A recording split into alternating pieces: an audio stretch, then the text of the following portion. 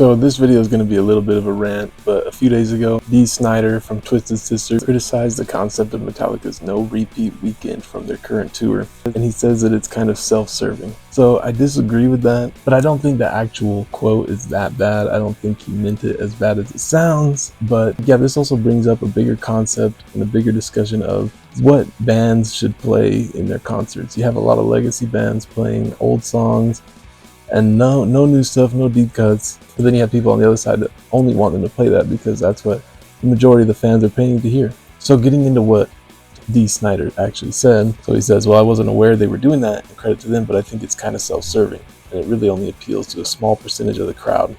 The majority of the people going to these shows, and not just people who are going to see Metallica, this also applies to bands like Kiss and Twisted Sister. They're here for the hits.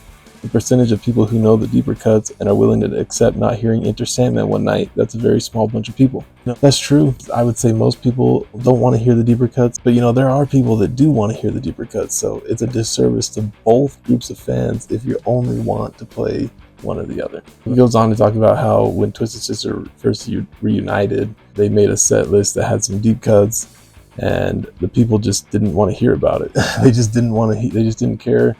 Nobody knew the songs, and so they just never did that again. But yeah, from that, the main thing I take away is that he said, after that, the guy said, all right, no more putting that stuff in the show because it's really self-serving. It caters to a very small part of the audience. And he says, but Metallica's audience has grown so far beyond just hardcore fans. They have hits. And he goes on to mention when Iron Maiden released the album A Matter of Life and Death, and they went on a tour just playing the entire album. And he talks about how when Iron Maiden toured, remember they played the entire new album. They refused to play any of their hits. The audience was furious. Bruce Dickinson was yelling at the crowd because they weren't getting into it. It was self-serving to do that, and the next year they came back and it was the biggest hits only because they had to make up for that. That did happen. I've heard people talk about it.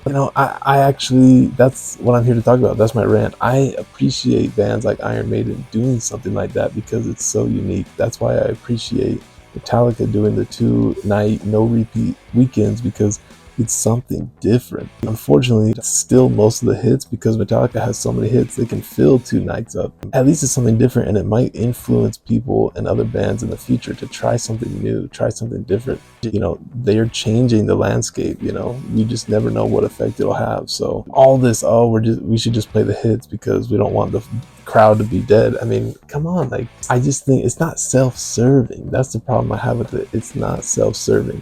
It's serving the true diehard fans that want to hear you. Everyone else will get to hear their favorite songs all the time. There's nothing wrong with doing something different and playing for your hardcore fans. Now, he did tweet about James. He said, no need to call me James, though I always love hearing from you. Read the article, not just the headline. I wasn't attacking Metallica. It was a broader discussion on the heritage artists playing new music and the majority of the audience's lack of interest. Based on other controversies that he's had, I feel like he always does this. He always says something, then he takes it back and then tries to say, oh, well, it really wasn't that bad. It's not in context and all that stuff. Now, I actually, I'm not totally against him. I can see where he's coming from on most of the stuff that he says, but come on, just stick to it. Don't backtrack and all of that just to make everybody happy. Just say what you want to say. But yeah, this is what makes me want to rant because you have bands on recent tours like Green Day, Blink-182, the current Blink-182 tour, they're basically just playing all the hits, which it makes sense. It's a reunion tour. The new album hasn't released yet, but I mean, they're playing one song from Dude Ranch, maybe one from Cheshire Cat. I don't even think they're doing that. I don't think they're playing Carousel. Even if it was from Cheshire Cat or before Buddha, it's not going to be anything else except Carousel. So they're only doing newer stuff. And that's frustrating. It's that's where they got famous and everything, but there's nothing wrong with doing something else. Now, I know on these big tours they can't really switch up the set list that much, even though Metallica does do a really good job of switching up the set list. They'll add a few songs in there that are different every night. But bands like Green Day on the Hella Mega Tour, they didn't change it up at all. They had the straight set list of all the biggest hits, and it was one of those big, huge summer tours. It wasn't an arena tour NBA arenas. It was football stadiums and baseball stadiums. It was just a huge stadium tour. And so in a way, they had to have that, but they didn't even play anything from the new album. So it was just very disappointing for hardcore fans, I guess. But I just think that you can throw in some other songs that people might not be as familiar with and you're not going to lose the audience. But I don't know, that's just me.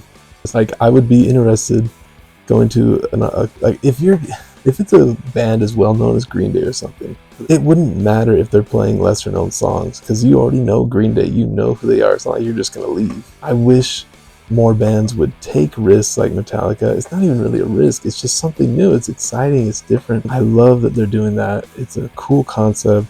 Nobody's done it before, at least if not that I can think of, you know. And so it's something really cool for the fans. I mean, it creates some logistical things because, you know, they've had to cancel the second night in Phoenix and reschedule it for this week. But, you know, I think it's worth it because it gives fans a completely unique experience than just seeing the one night, all the hits, and it's over. It's something different and gives them a chance to see more of the songs that they want to see. I just don't see how it's self-serving at all. I mean, how is Metallica self-serving when they're having to learn all these songs to fill up that 2-night set list? It's not self-serving at all. They're serving the fans. That's what they're doing. I just don't get why he would say it's self-serving. It just makes no sense to me. I think it's ridiculous. There's nothing wrong with serving the hardcore fans, even if the majority of fans feel a little bit, you know, not in the loop. Well, they need to become bigger fans of the band then. Like, I don't think bands should continue trying to cater to the masses as much when they're in the concert, you know. Like, at this point in time, people have access to the internet and the full catalog of every band. They're not just hearing the hits from the radio. They can go and search for more and listen to everything. I know in order to sell a lot of tickets, you're gonna have to, you know, have a lot of fair weather fans that are just, you know, somewhat interested. But it is possible to play new songs or older songs that are deeper cuts and still have the crowd excited and interested if it's a good song. You know what I mean? I mean, what bands that just start have the whole crowd interested the whole time? It doesn't happen. So how do they get them interested? By playing good songs, playing well, and catching everybody's interest. And that's what you can do with new songs or deeper cuts. More bands need to do what Metallica's doing, not less. So anyway, that's just my rant for right now. I think the biggest sinner in all of this right now is Green Day and all of the major bands I can think of. Their set list hasn't changed in so long. It's so stale. They have got to switch it up at some point. Hopefully they do with this new album cycle that's coming. I really hope they will because, man, even during the Revolution Radio tour, they were playing the majority of their main set list and then adding a few songs, like 2 songs from the new album. I mean, that's just not good enough. It was the Revolution Radio tour. Everybody loves hearing the hits, but we want to hear the new stuff too, or deeper cuts from, you know, some of their older albums. So hopefully all bands can try to do something like Metallica is doing, where they take some risks, do something different, do something fun, and do it for the service of the fans, the hardcore fans at least. I think that's not self-serving at all. So that's my rant for today. Let me know what you think, and I will see you in the next one.